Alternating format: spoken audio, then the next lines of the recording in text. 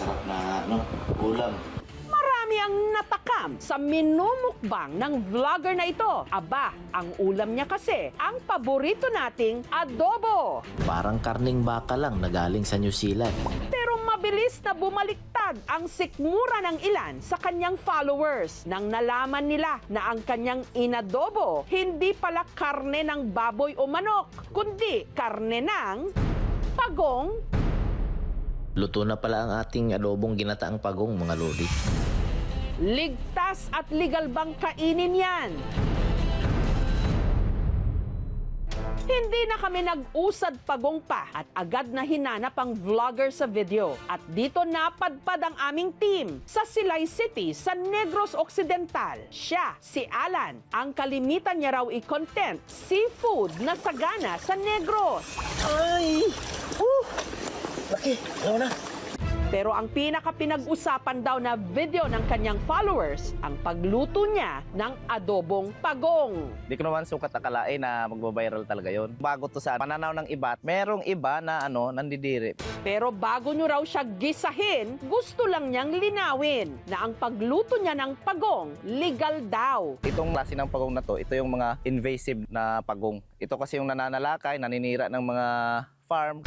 Ang tawag sa mga pagong na ito, Chinese soft-shell turtle. Nabibilang sila doon sa isang tinatawag nating invasive alien species. Maramihan sila kung mangitlog. Yung mga hatchlings ng mga like tilapia or bangos, kinakain nila yun. Wala nang maka-harvest yung fish pond owners. Hindi naman natin ito binabawal. Kailangan lang nilang kumuha ng permit sa DNR.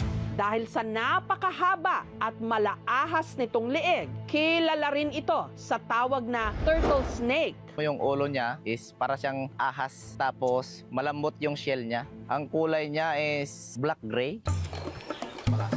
Pag ako pala nagluluto ng turtle snake, sinasama ko yung shell niya.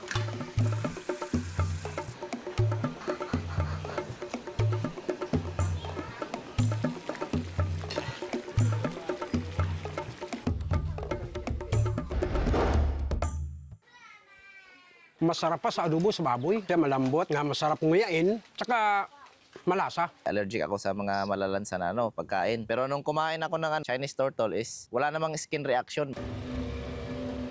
Ang mga turtle snake na inadobo ni Alan, huli ng kaibigan niyang si Remy na master na raw kung ituring sa pagmuhuli ng Chinese soft-shell turtle. Mahigit 3 dekada na nga raw niya itong hanap buhay. Sa pagsugod ya, mga sugod kami pangwa, 15 ka tuig. Inadako na kuha na mo na binta. Ang munang nagbuhay sa akong mga bata mo. Ang lungga ng mga Chinese soft-shell turtle ang bahaging ito ng Bago River.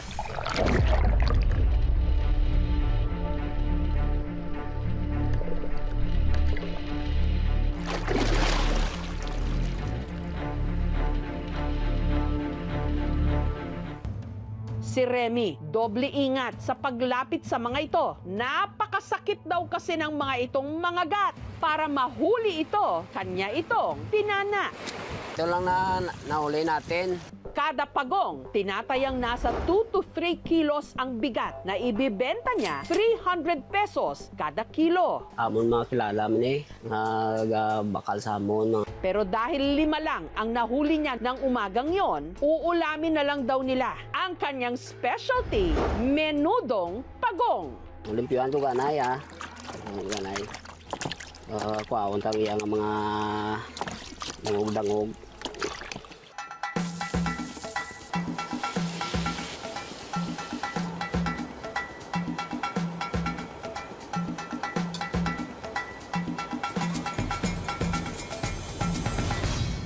Karne nito, napakalambot, napakalasa. Parang baka siya na parang kambing, no? Kung makatilaw na sa guro, masilin sa guro nga naamit ili. Kaya mo nang kuha sa ako ng bata ko, yung pakausan, ulang apo ya. Ang paniniwala sa pagkain ng Chinese soft-shelled turtle na nakagagaling ng hika, naniniwala dito yung mga traditional Chinese medicine, pero wala pa tayong mga pag-aaral tungkol dito. Ang may-ari Buhay naman ang kainang ito sa San Mateo, Rizal na si Jerome. Hindi lang daw inuulam ang pagong, pinupulutan din. At ang kanyang bestseller, sisig na pagong. Pag ako niya rin may ambagan, ganyan, tas ako lang po magluluto. Doon ako natuto.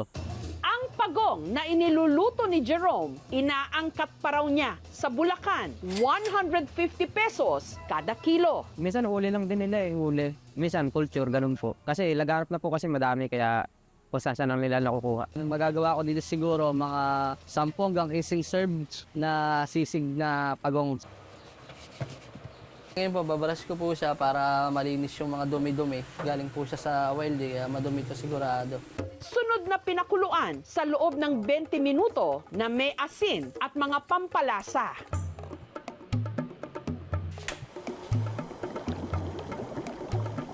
Ito po yung shell niya. Ito nakakain naman dito yung ibabaw. Ang mayayain tulad mo lang din siya sa tenga ng baboy. Ganun lang ang texture. At saka niya iprinito. Yung aroma niya, talagang mabango sobra. Mamantika siya kasi para siyang baboy na pumuputok-putok.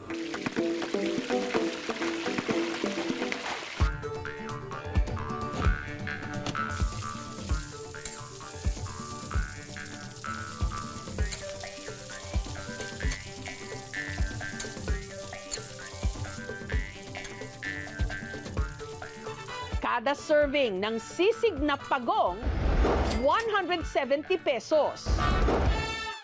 Hindi po nila nalasahan talaga na pagong pala yung kinakain nila. Masang manok, ang marirecommend gusto ka magiinom. Si Jerome, dati raw welder, pero dahil hilig niya talaga ang pagluluto, nagtayo siya ng sariling kainan. Nagsimula po ako sa itik, tapos sinabi niya na sa akin yung pagong. Merong mga nagulat, mga natawa, gano'n. Pero iba naman, gusto naman. Kasi hindi pa sila nakakatikim sa buong buhay nila Dahil inuman yung pwesto ko, merong bibili. Mayaman sa protina, particularly yung collagen niya. Mas nire-recommenda na yung mga cultured talaga, yung mga wild na Chinese softshell turtle, maaaring magtaglay ng mga parasites, maaari siyang makaramdam ng pananakit ng tiyan, pagsusuka, maging mapanuri sila, lutuin itong mabuti, at i-check natin yung quality ng mga turtle na to. Sarap na ulam. Ang karne ng Chinese softshell turtle, hindi para sa lahat. Sa iba, masarap. Sa iba, bagong panlasa. Pero kung hindi mo bet, ikwento mo na lang sa pagong!